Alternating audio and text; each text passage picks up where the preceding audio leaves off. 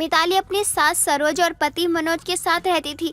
मिताली को लंबे बालों का बहुत शौक था, लेकिन वो कहते हैं ना कि जिस चीज का हमें शौक होता है वो चीज हमें मिल जाए ये जरूरी नहीं होता। ऐसा ही कुछ मिताली के साथ भी था। उसके पड़ोसन रूपमती के बहुत सुंदर बाल थे। वो जब भी बाल धोकर अपनी बालकनी में आती तो मिताली उसे देखने के लिए घंटों अपनी बालकनी में गुजार दिया करती थी। एक दिन वो रसोई में खाना बना रही होती है, तभी रूपमती अपने खुले बालों को लेकर वहां आती है और मिताली की उसके ऊपर से नजर ही नहीं हटती। तभी रूपमती कहती है, मिताली, तू मुझे देखते ही कहाँ खो जाती है। मैं कब से तुझसे बात कर रही हूँ, लेकिन तू है कि मेरी बातों का जवाब ही नहीं दे रही है। हाँ बोल ना, क्या काम है तुझे? जब तेरी नजर मेरे केशों से हटेगी तभी तो मैं तुझे कुछ बोलूंगी ना। अब क्या मेरे केशों को नजर लगाकर ही मानेगी? अगर तुझे अपने केशों में नजर लगने का इतना ही डर है तो चुड़ैल की तरह केशों को खोलकर क्यों घूम रही है? बांध लेना इन्हें। हमेशा बांध कर ही तो रहती हूँ, बस जिस दिन केशों को धोती हूँ उसी दिन तो खोलती हूँ।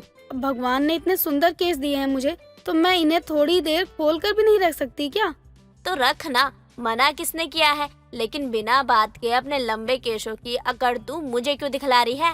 भला मैं किस चीज की अकड़ दिखाऊंगी? मैं तो यहाँ बस किसी काम से आई थी, लेकिन तू तो बिना बात के मुझसे बहस कर रही है। तू जिस दिन मेरे खुले केशों को देख लेती है उस दिन मुझसे पता नहीं क्यों चिढ़ जाती है, जैसे मैंने तेरे पैसे चुरा लिए हों। मैं अपने काम से काम रखती हूँ, मैं सभी औरतों की तरह जलनशील नहीं हूँ। अब जल्दी बता कि तू यहाँ पर किस काम से आई है? मैं तो यहाँ आंटी से मिलने के लिए आई थी। मुझे उनसे कुछ पूछना था। वो कहाँ मिलेंगी? वो अपने कमरे में है, तू भी वहीं जाकर उनसे मिल ले और जो पूछना है वो पूछ ले। और अब मुझे काम करने दे। बिना बात के तूने मेरा इतना टाइम खराब कर दिया। पहले ही सीधे सीधे बोल देती ना कि तुझे माँ जी से मिलना है। मिताली इतना कहकर रसोई में अपना काम करने लगती है। रूपमती सरोज से मिलने के लिए ऊपर उसके कमरे में जाने लगती है। मिताली रसोई से ही रूपमती के बालों को देख रही होती है। तभी ऊपर जाते हुए अचानक से सीढ़ियों पर मिताली का पति मनोज उससे टकरा जाता है और रूपमती को संभालते हुए बोलता है, भाभी जी, आप ठीक तो हो ना? ज्यादा चोट तो नहीं आई? कैसी बातें करते हैं आप मनोज जी? जब आपने मुझे गिरने ही नहीं दिया तो मुझे चोट कैसे लगेगी? लगता है आज का दिन मेरा बहुत अच्छा गुजरेगा, क्योंकि सुबह सुबह मैंने आपकी शक्ल जो देख ली। वैसे एक बात कहूँ, आप बुरा तो नहीं मानेंगे? नहीं भाभी जी, बोलिए। भला मैं आपकी बातों का बुरा कैसे मान सकता हूँ? बताइए, क्या कहना चाहती हो आप? मनोज जी, आज आप बहुत ही हैंडसम लग रहे हैं, एकदम मस्त। भाभी जी, सुबह सुबह मैं ही मिला क्या आपको मजाक करने के लिए? अरे माता रानी की कसम, आप बहुत ही गजब लग रहे हैं। वैसे एक बात तो मैं भी कहूँगा आपसे भाभी जी, आप बुरा मत मानिएगा। जी बिल्कुल, बुरा नहीं मानूंगी, कहिए ना। आपके जो बाल है ना, मुझे बहुत पसंद है। खुले रखा करो, बहुत अच्छी लगती हो। एकदम हीरोइन लगती हो आप। हाय राम मनोज जी, आप ये क्या बोल रहे हैं? आप कहीं मजाक तो नहीं कर रहे हैं? कसम से भाभी जी, मैं सच कह रहा हूँ। और वैसे भी लंबे बाल जिस लड़की के होते ना, वो लड़की मुझे ज्यादा अच्छी लगती है। लेकिन शायद मेरी किस्मत खराब थी, इसके कारण मिताली से शादी हो गई, जिसके बाल इतने छोटे हैं। अब मैं क्या ही कर सकता हूँ? अब वो बांधती तो है नहीं, तो छोटे तो होंगे ही। आप तो जानती हो ना, एक औरत की खूबसूरती उसके बालों से होती है। मिताली बहुत देर से अपने पति और रूपमती को एक दूसरे से बात करते हुए देखती है। जब उसकी बर्दाश्त की सीमा पार हो जाती है तो वो उनके पास जाती है और बोलती है, रूपमती, तू मेरी सास से मिलने आई थी या मेरे पति से? कब से देख रही हूँ तू इन्हीं से चिपकी पड़ी हुई है। और मनोज जी, आप आज आपको ऑफिस जाने के लिए देर नहीं हो रही है क्या? अगर मैं आपसे कह दूं कि 2 मिनट आप मेरी बात सुन लीजिए, तब तो आपको बहुत देर होने लगती है। अरे नहीं नहीं, ऐसी कोई बात नहीं है, मैं तो जा ही रहा था। वो भाभी जी रास्ते में मिल गई तो सोचा थोड़ा हाल चाल पूछ लूं। मनोज इतना कहकर अपने ऑफिस के लिए निकल जाता है और रूपमती सरोज के कमरे में चली जाती है। दिन गुजरते हैं और आए दिन रूपमती किसी न किसी बहाने मिताली के घर आ जाया करती थी, क्योंकि उसे उसके पति से बात करना अच्छा लगता था। तभी एक दिन मिताली अपनी सास से बोलती है, माँ जी, आपको नहीं लगता कि रूपमती आजकल कुछ ज्यादा ही मेरे घर आ जा रही है, मेरे पति से चिपक रही है? तू भी न मिताली बहू, पता नहीं क्या क्या सोचती रहती है। वो इस घर को अपना मानती है, इसलिए चली आती है। और कौन सा तेरे पति से अगर वो 2 बात कर लेगी तो उसे वो अपनी तरफ मोहित कर लेगी। माँ जी, अगर वह उनसे दो बात नहीं भी करेगी तो भी वह उनको अपने तरफ मोहित कर लेगी, क्योंकि मनोज जी को लंबे केस बहुत पसंद है और रूपमती के तो बहुत ही सुंदर और लंबे केस है। बहू तू कितनी छोटी सोच रखती है। रूपमती ऐसी औरत नहीं है, बल्कि वो तो बहुत समझदार औरत है। माँ जी, समझदार होने के साथ साथ सुंदर भी तो है। ऊपर से इतनी सुंदर केशों वाली है, कहीं उसने उनको अपनी जुल्फों में फंसा लिया तो मैं क्या करूँगी। बहू बिना बात के बकवास करने की जरूरत नहीं है। यहाँ आकर मेरा सर मत खा। जा, घर में और भी बहुत काम है, उन्हें जाके कर, क्योंकि खाली दिमाग शैतान का घर होता है। मिताली अपनी सास की डांट सुनकर वहाँ से चली जाती है और अपने घर के कामों में लग जाती है। लेकिन रूपमती के सुंदर बालों और उसका ज्यादा अपने घर में आना जाना देखकर मिताली हमेशा चिंता में रहती थी। एक दिन वो अपने पति और रूपमती को आपस में बात करते हुए सुनती है। भाभी जी, आपके बाल इतने सुंदर और लंबे हैं, इसका राज क्या है? क्या आप मुझे बताओगी? क्यों मनोज जी, आप ये जानकर क्या करोगे? आप भी मेरी तरह अपने केशों को बढ़ाओगे क्या? नहीं भाभी जी, वो तो मैं ऐसे ही पूछ रहा था ताकि मैं ना वो मिताली को बता सकूं और वो आपकी तरह अपने बाल लंबे और सुंदर बना सके, ताकि जब उसके बाल सुंदर हो ना तो वो और भी अच्छी लगे। बस इतनी सी बात। अगर ये बात वो मुझसे खुद आकर भी पूछती ना तो भी मैं उसे बता देती, लेकिन पता नहीं क्यों जैसे ही वो मेरे खुले केशों को देखती है वो इतना ज्यादा चिढ़ जाती है कि हमेशा मुझसे गुस्से में ही बात करती है। कभी सीधे मुंह बात तक नहीं करती, वरना मैं उसे पहले ही बता देती, क्योंकि मैं उसको अपनी छोटी बहन की तरह मानती हूँ। कोई बात नहीं भाभी जी, आप ना एक काम कीजिए, आप ना मुझे बता दीजिए, मैं उसको बता दूंगा, क्योंकि जैसे लंबे बालों का शौक मुझे है वैसे उसको भी है। वैसे भी बीच में वो बीमार हो गई थी, जिसके कारण बीमारी तो चली गई लेकिन साथ साथ उसके बाल भी जाने लगे। उसके बाल बहुत ज्यादा टूटते हैं अब, जिसके कारण हमने बहुत कुछ ट्राई किया लेकिन कुछ हो ही नहीं रहा है। और असर होगा भी नहीं मनोज जी, क्योंकि आजकल इतनी मिलावटी और केमिकल भरे तेल और शैम्पू आ रहे हैं कि उनसे बाल झड़ना तो निश्चित है। इस वजह से मैं बाजार का कोई भी तेल या शैम्पू इस्तेमाल नहीं करती हूँ, बल्कि अपनी दादी के टाइम का बनाया हुआ तेल लगाती हूँ और बालों को मुल्तानी मिट्टी से धोती हूँ। इससे बाल भी सुंदर रहते हैं और सिल्की भी। वैसे भाभी जी, ये मुल्तानी मिट्टी तो मैं ले आऊंगा, लेकिन आपकी दादी माँ का ये जो तेल है ना, ये कहाँ से लेकर आऊं? आप उसकी चिंता मत करिए, क्योंकि मुझे वो तेल बनाना अच्छे से आता है। बस आपको मैं जो सामान बोलूंगी आपको वो सामान लाना पड़ेगा। फिर देखना उस समय में ही मिताली के भी बाल मेरी तरह सिल्की और लंबे हो जाएंगे। मैं अभी नीचे जाकर ना मिताली को सब बताता हूँ, वो बहुत खुश होगी। हाँ चलिए ना, चलते हैं। वैसे भी बहुत देर हो गई है, हम आपस में बात करते रह गए। मनोज और रूपमती जैसे ही आगे बढ़ते हैं, सामने उन्हें मिताली खड़ी हुई नजर आ जाती है। तभी मनोज बोलता है, मिताली, अच्छा हुआ तो मुझे यही मिल गई। तुम्हें पता है, मैंने भाभी जी से बात की और उनके लंबे बालों का ना राज जान लिया, और वो हमें ना अब सब कुछ बता देंगी और ना सारा सामान भी वो खुद ला के देंगी, तेल भी बना कर देंगी, जिसको लगाने के बाद ना तुम्हारे बाल ना बहुत लंबे और घने हो जाएंगे और तुम भी ना बहुत प्यारी दिखोगी। मनोज जी, मैं आप दोनों की सारी बातें सुन रही थी, मुझे माफ कर दीजिए। मैंने आप दोनों पर शक किया। मुझे लगा कहीं आप रूपमती के लंबे केशों को देखकर उनकी तरफ आकर्षित ना हो जाए। मुझे अपनी सोच पर बहुत शर्म आ रही है। मिताली को अपनी गलती पर पछताते देखकर दोनों उसे माफ कर देते हैं, जिसके बाद रूपमती उसके लिए तेल बनाकर उसे दे देती है, जिसको लगाने के कुछ समय बाद ही मिताली के बाल भी रूपमती जैसे सुंदर और लंबे हो जाते हैं। और उस दिन के बाद से वो कभी भी रूपमती के लंबे बालों को देखकर नहीं चिढ़ती थी। मोहन अपनी पत्नी विभा के साथ रहा करता था। मोहन की शादी को लगभग 4 साल हो गए थे, पर उसको अभी तक कोई संतान नहीं हुई थी। बस इसीलिए वो दूसरी शादी करता है, लेकिन किस्मत उसका साथ नहीं देती और अगले 2 साल बाद भी उसकी दूसरी बीवी को भी कोई बच्चा नहीं होता।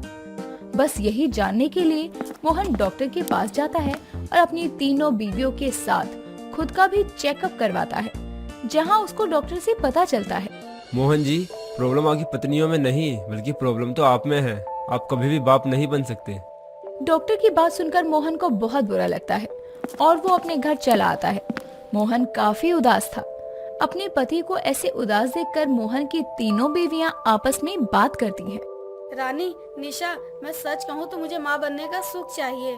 पर दीदी, आपको तो पता है कि प्रॉब्लम्स हमारे अंदर नहीं बल्कि हमारे पति के अंदर है। और कौन सी औरत होगी जिसको माँ बनने का सुख नहीं चाहिए। अब जब हमारे पति में ही प्रॉब्लम है तो हम अरे तो क्या हुआ, उनमें चाहे कितनी ही प्रॉब्लम क्यों ना हो, पर हमारा फर्ज है कि हम उनकी इस परेशानी में उन्हें अकेला ना छोड़े। इसलिए मैं सोच रही थी कि क्यों ना हम तीनों एक बच्चे को गोद ले लें। वैसे निशा, तुम्हारा आइडिया बुरा नहीं है, हमें एक बच्चे को गोद ले लेना चाहिए। इसी बहाने हमारे घर में बच्चों की किलकारियाँ गूंजने लगेंगी। रानी और विभा निशा की बातों से सहमत होती हैं और अगले कुछ ही दिनों में वो सभी मिलकर एक लड़के को गोद ले लेती हैं, जिसका नाम वो लोग करण रखते हैं। समय गुजरता है और करण को उसकी तीनों माँ बहुत प्यार देती हैं।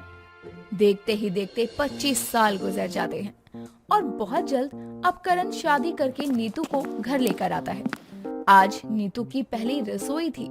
उसकी पहली रसोई में क्या बनेगा, बस यही जानने के लिए नीतू अपनी तीनों सासों के पास जाती है और उनसे कहती है, माँ जी, आज मेरी पहली रसोई है, तो आज मैं खाने में क्या बनाऊं? बहू, आज तो खाने में पास्ता या बर्गर बना ले। वैसे भी करण को पास्ता या बर्गर बहुत पसंद है। जीजी कैसी बात कर रही हो आप? भला सुबह सुबह ये कोई चीज है खाने की? और रही पसंद की बात, तो करण को तो छोले भटूरे भी बहुत पसंद है। उस नाते तो बहू को छोले भटूरे बनाने चाहिए। बहू, एक काम कर, तू ये पास्ता वास्ता छोड़, बल्कि छोले भटूरे बना ले। ऐसे कैसे छोले भटूरे बना ले? सुबह सुबह लोग भगवान की पूजा करते हैं, साथ ही भगवान को भोग भी चढ़ाया जाता है। इसलिए बहू तू सिंपल और सादा खाना बनाएगी। नीतू बहू, एक काम कर, तू सादा सा हलवा पूरी सब्जी और खीर बना दे, उसी में भगवान का भोग भी लग जाएगा, ठीक है ना? जी माँ जी, मैं अभी बना देती हूँ। अरे ऐसे कैसे बना लेती हूँ? बहू, तू मेरी ही पसंद का खाना बनाएगी। आखिर मैंने करण की इतनी सेवा जो की है, तो उसके नाते तुम्हारा ये फर्ज बनता है कि तुम अपनी बड़ी सास की बात मानो। अच्छा, तो उस नाते तो मैं भी इस घर की सबसे बड़ी जो हूँ, तो बहू को मेरी ही बात माननी चाहिए। बहू ऐसा कर, मैं बड़ी हूँ ना, तो तू एक काम कर, तू मेरी पसंद का ही खाना बना ले। ये कोई बात नहीं होती जी।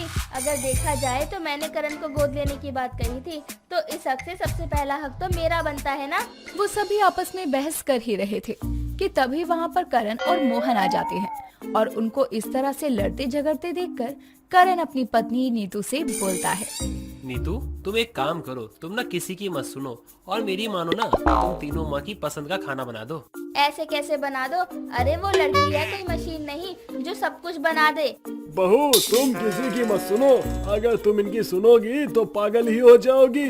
मेरी मानो तो इन तीनों की एक एक पसंद का खाना बना दो। इस तरह से इनका मुंह भी नहीं बनेगा और इनकी पसंद का खाना भी बन जाएगा। इस तरह से अब नीतू अपनी तीनों सासों की एक एक पसंद का खाना बनाती है और इसी के साथ नीतू की पहली रसोई हो जाती है और सभी उसके खाने की बेहद तारीफ भी करते हैं। खाने के बाद अब सभी लोग नीतू को उपहार के साथ बहुत सारा आशीर्वाद भी देते हैं। इसी तरह से अब उनका खुशहाल जीवन गुजर रहा था। ऐसे ही एक दिन नीतू अपनी कमरे में बैठी हुई थी। तभी वहाँ पर निशा अपने हाथों में तेल लिए आती है और अपनी बहू से कहती है, बहू, मेरे सर में बहुत दर्द हो रहा है, जरा तुम मेरे सर में तेल लगाकर मेरे सर की मालिश कर देगी क्या? हाँ हाँ, क्यों नहीं माँ जी, आइए बैठिए, मैं आपके सर की अभी मालिश कर देती हूँ। नीतू अब अपनी सास के सर में तेल की मालिश करने लगती है।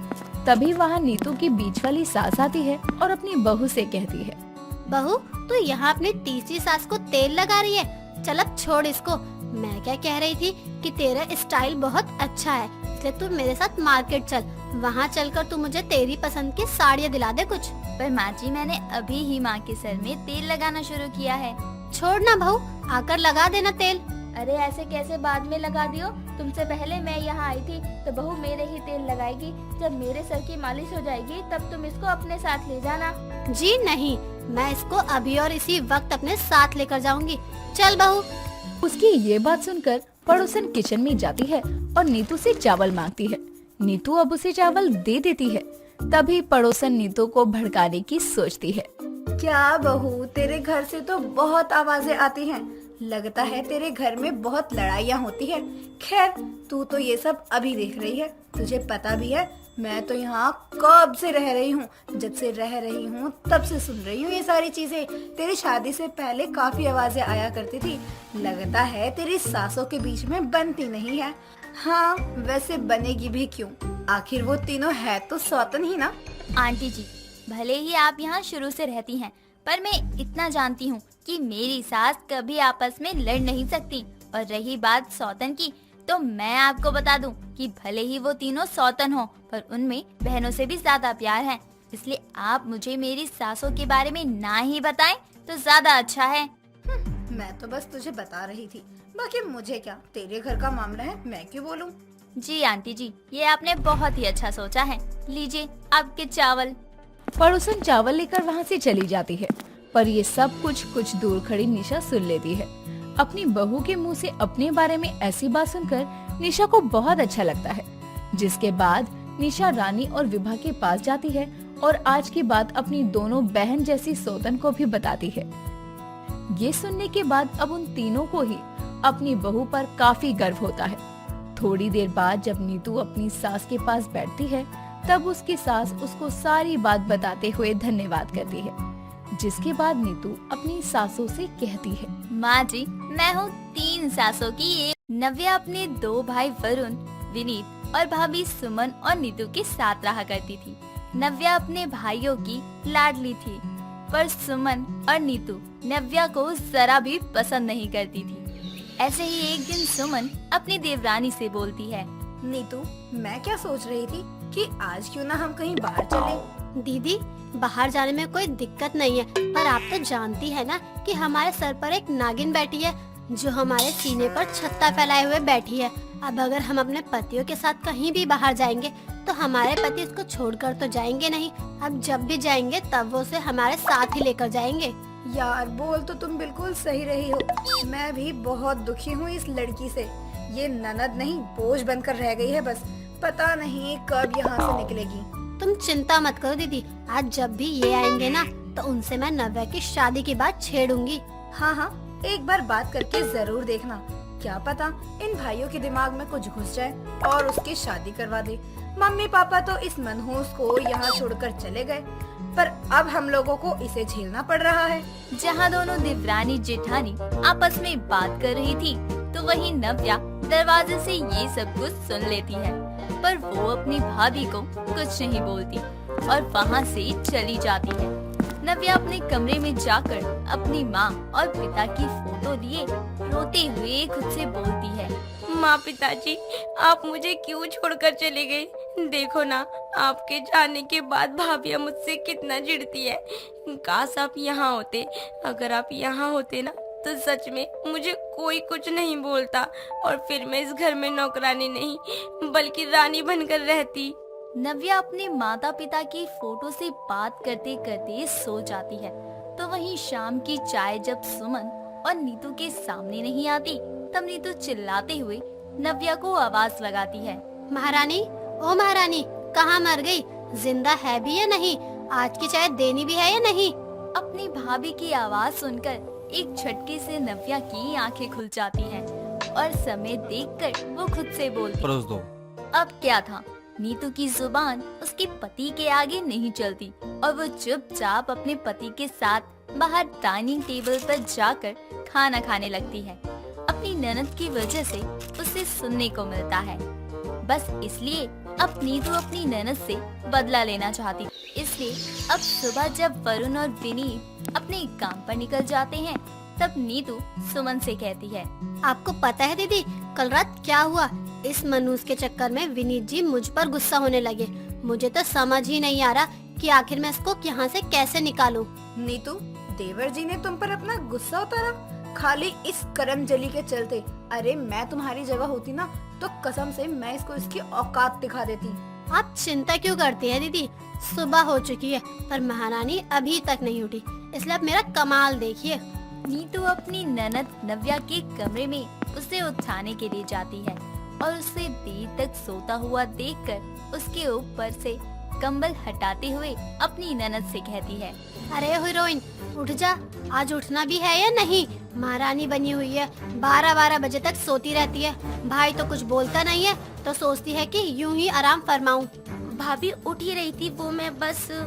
ना ना, पड़ी रह तू तो महारानी है, सारा काम तो मैं करूँगी। तेरे मरे हुए माँ बाप ने मुझे नौकर जो बनाकर यहाँ छोड़ दिया है। भाभी पापा जी के ऊपर मत जाइए। और रही बात मेरी, तो आज मुझे अपनी तबीयत ठीक नहीं लग रही थी, बस इसीलिए आज लेट हो गया है। हाँ हाँ, तेरी तो रोज ही तबीयत खराब रहती है। देख, उठ जा, घर का काम भी करना है। पता नहीं कब इससे छुटकारा मिलेगा मुझे। भाभी मुझसे जो भी होता है वो मैं कर ही देती हूँ, फिर भी आप ऐसे क्यों बोलते हो? मैंने कभी कुछ नहीं कहा कि मुझे ये नहीं करना, पर फिर भी। फालतू ना बकवास मत कर, उठ जा। सारा दिन खाना पीना और सोना ही है। उठ कर सारा काम कर ले अब। नीतू के कहने पर नव्या जा ही रही होती है कि इतने में नीतू एक बार फिर नव्या से कहती है, अरे ओ महारानी, ये जो कंबल है वो कौन लपेटेगा? चल इसको लपेट कर बाहर आ। खून पी रखा है इसने मेरा। काम धाम एक है नहीं और ड्रामे तो ऐसे करेगी जैसे ना जाने कहाँ की राजकुमारी है।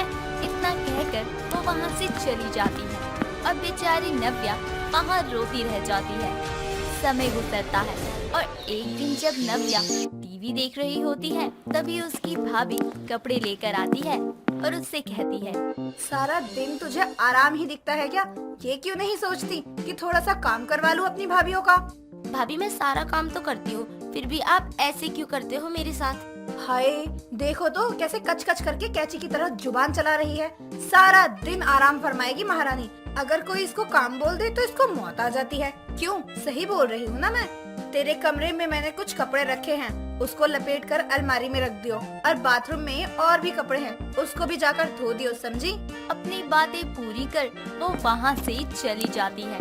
तो वहीं नव्या से अब अपनी भाभीयों का ये अत्याचार बर्दाश्त नहीं हो पा रहा था। बस इसलिए वो खुद से कहती है, अब मुझसे भाभी का ये अत्याचार बर्दाश्त नहीं हो रहा है। आज जब भैया आएंगे तब मैं खुद ही भैया को बोल दूंगी कि मेरी शादी करवा दे। नव्या अब रात होने का इंतजार करने लगती है और रात को जब वरुण और विनीत घर आते हैं, तब नव्या अपने भाइयों के सामने अपनी शादी की बात रखती है। ये सुनकर वरुण कहता है, नव्या तुम ठीक हो ना? हाँ भैया मैं ठीक हूँ, पर मुझे ऐसा लगता है कि मैं अब अपना घर संभालने लायक हो चुकी हूँ, बस इसीलिए मैं शादी करना चाहती हूँ। भैया मैं तो पहले ही बोल रही थी कि नव्या शादी लायक हो चुकी है, इसकी अब शादी करवा दो, पर इन्होंने मेरी सुनी ही नहीं। वैसे मेरी नजरों में एक बहुत ही अच्छा लड़का है, अगर आप कहे तो मैं उनसे अपनी नव्या की बात करूं। नीतू की बात सुनकर वरुण उसको हाँ कर देता है, जिसके बाद नीतू अपनी जेठानी के साथ उसके कमरे में जाती है और फोन पर बात करते हुए कहती है, अरे बहन, ये रिश्ता बहुत ही अच्छा है। देखिए, इसी बहाने आपको आपके घर की नौकरानी भी मिल जाएगी और मेरे सर से बोझ भी हट जाएगा। हाँ हाँ ठीक है। अच्छा तो आप कल आ रहे हैं ना? ठीक है। दीदी, आपको पता है कल वो लोग आएंगे, पर लड़का बहुत ही खराब है, नशेड़ी है। कहीं इन सबको पता चल गया इसके बारे में तो? खैर, हमें क्या, अब बहुत जल्दी हमारा पीछा इससे छूट जाएगा। सही बोल रही हो तुम नीतू। नीतू और सुमन आपस में बात कर रहे थे, तो वहीं खिड़की से ये सब कुछ नव्या और विनीत सुन लेते हैं। पर विनीत नव्या को इस वक्त कुछ भी कहने से रोक देती है और अगले दिन जब लड़के वाले आते हैं, तब नव्या उस लड़के से शादी के लिए हाँ कर देती है। पर विनीत अपनी बहन की जिंदगी बर्बाद होते हुए नहीं देख सकता था। बस इसलिए वो लड़के वालों के सामने ही अपनी पत्नी को एक जोरदार थप्पड़ मारता है और उससे कहता है, तुझे तो अपनी पत्नी बोलते हुए भी मुझे शर्म आ रही है। विनीत, ये क्या कर रहे हो तुम? बस बहुत हुआ, आप ना ही बोले भाभी, वरना मैं ये भूल जाऊंगा कि आप मेरी भाभी हैं। विनीत, ये क्या बोल रहा है तू? अपनी भाभी से कैसे बात कर रहा है तू? ये दोनों औरतें इसी के लायक हैं, क्योंकि ये हमारी बहन की माँ समान भाभी नहीं बल्कि दुश्मन है, दुश्मन।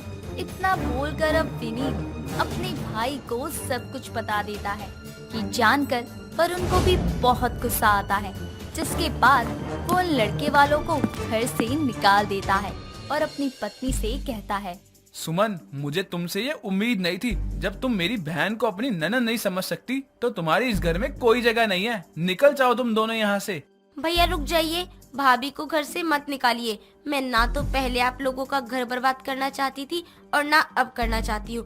प्लीज भैया, आप लोगों का रिश्ता खराब ना हो, बस इसीलिए मैंने इस रिश्ते के लिए हाँ की थी। ये दोनों मेरी माँ समान है, इनको मत निकालिए। हमें माफ कर दीजिए। हाँ वरुण जी, हम आगे से ऐसा कभी कुछ नहीं करेंगे। भैया, एक गलती तो भगवान भी माफ कर देते हैं, माफ कर दो भाभी को। नव्या के साथ इतना गलत करने के बाद भी नव्या अपनी भाभी का ही पक्ष ले रही थी। बस ये देखकर दोनों को खुद के किए पर बहुत शर्म आती है और अब वो दोनों अपनी ननद से माफी मांगती है और इस तरह वो उन्हें माफ भी कर देती हैं। दोस्तों, अगर आपको ये कहानी पसंद आई तो इसे लाइक करें, शेयर करें और कमेंट करके बताएं कि कहानी में आपको सबसे अच्छा क्या लगा।